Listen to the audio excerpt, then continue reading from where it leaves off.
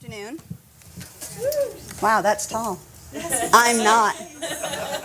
Hang on a second. We're going to just play with this a minute. Sorry, Michelle, you're taller than me. Our culture succeeds every day at knocking people down. School, work, media. It all tells us how much we lack, how much better we should be. It breaks our spirit, it overwhelms us, and it makes us feel like we are failures. Among all of these negative influences, how are we to be the light? How can we help others to find joy, and in doing so, bring more joy to our own lives?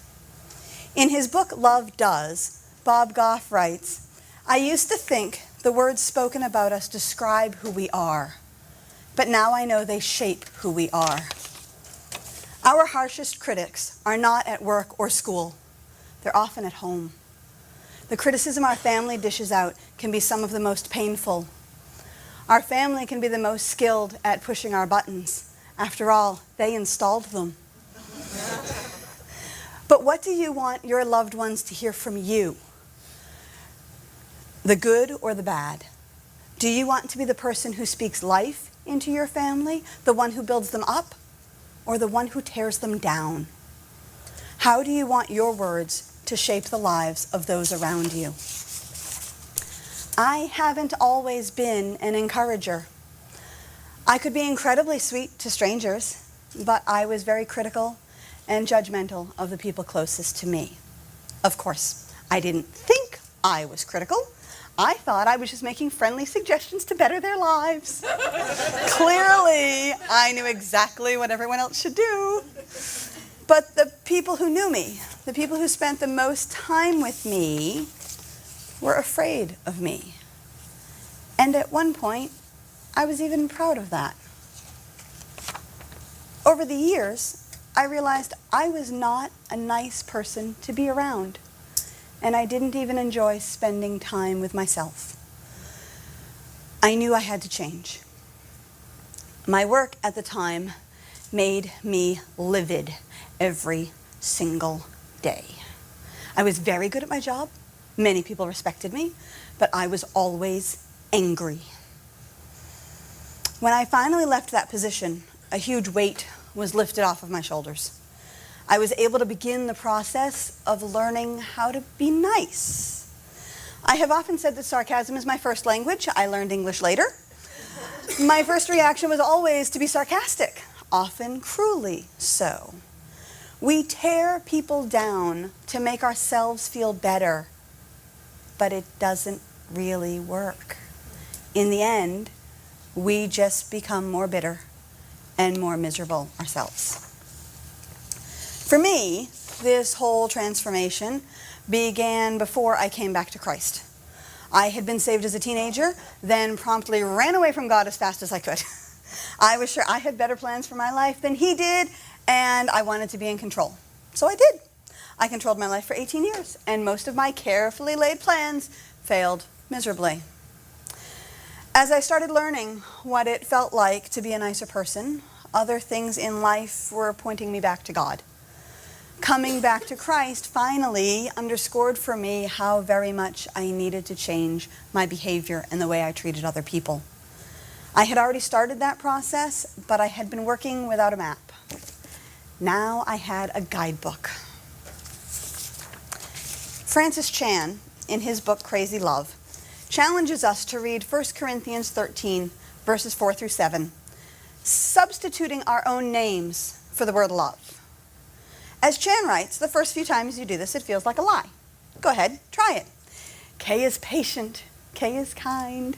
Kay is not jealous or boastful. She is not arrogant or rude. Kay does not insist on her own way. She is not irritable and resentful. She does not rejoice at wrong, but rejoices with the truth. Kay bears all things, believes all things, hopes all things, endures all things. Excuse me? I don't know who I thought I was talking about there, but it sure wasn't me. I was just the opposite of all of that. I was not at all patient, only occasionally kind, sometimes jealous, often boastful, definitely arrogant, and sometimes downright rude. It was my way or the highway.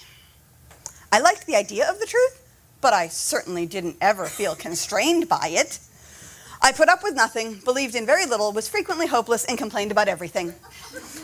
What kind of a ridiculous idea was this, to use the Bible as one more way to beat myself up and feel inadequate? And yet, I started trying it. I started reading these 3 verses every morning, putting my name in for the word love. During the day, when I was frustrated, annoyed, or wanted to lash out, these same words would pop into my head. Kay is patient, Kay is kind.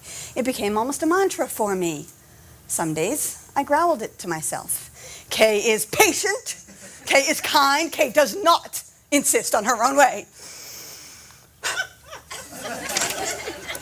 These words, repeated daily, that did not describe me at first, began to shape who I was becoming.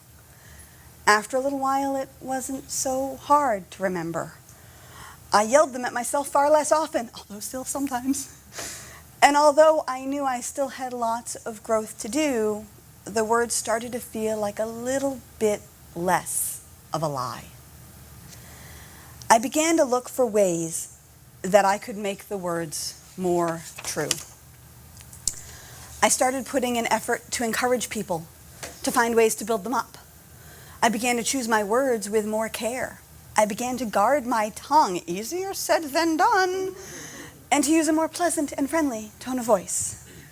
It's so easy to find something to criticize. We are all faulty. Instead, I have taken it on as a personal challenge to try to find things about others to praise. It became something of a mission for me. In the process, I became a nicer person and a better friend. Bob Goff also wrote, "The words people say to us not only have a shelf life, but the ability to shape life." Your words have a long shelf life, especially the written word. It makes a lasting impression. When I've received written notes of encouragement, I keep them and I reread them whenever I need a boost. Some of you have sent some of those to me. You never know what people will remember or hold on to. I create handcrafted greeting cards. A few years ago, before my coworkers knew of this hobby, I began secretly giving out cards. I would print the notes on my computer so it wouldn't give away my handwriting. And I would make a point to select one big project that person was working on and recognize the challenges they were facing and then compliment them on how well they were dealing with that. I signed each one Barnabas. On the back of the cards, I included a little printed note explaining that Barnabas was a companion of the Apostle Paul and that he was known to be an encourager. This was a number of years ago. Just a couple of weeks ago, I found one of my Barnabas cards on a coworker's desk. For over 4 years, she has held on to that card, keeping it at her very small and very overcrowded desk. Your words have a long shelf life. 1 Thessalonians 5:11 says, "Therefore encourage one another and build each other up." What if you found one nice thing to say to everyone you met this weekend? What if everyone you met had something nice to say about you?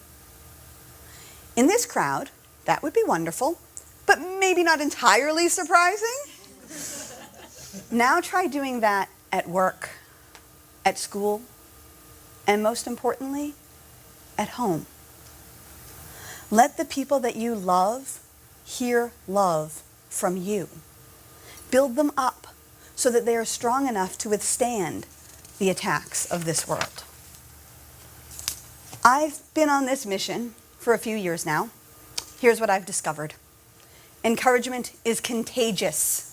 When you encourage someone else, their spirits are lifted and they can encourage others. Your single smile, hug, or kind word reaches much farther than the one person you touch. When you make someone feel good, it carries on to others as well. None of us gets out of this life alive, and you can't take anything you have with you when you go. Bob Goff reminds us, don't save up love like you're trying to retire on it. Give it away like you're made of it. Love, encouragement, and hugs, they all multiply, and when you give them, you get them back. When you encourage others, it lifts your spirits as well. I've learned that when I focus on building someone else up, it's hard to continue being miserable myself. So the next time you're having a difficult day, look for someone else to encourage. It will not only make their day brighter, but yours as well.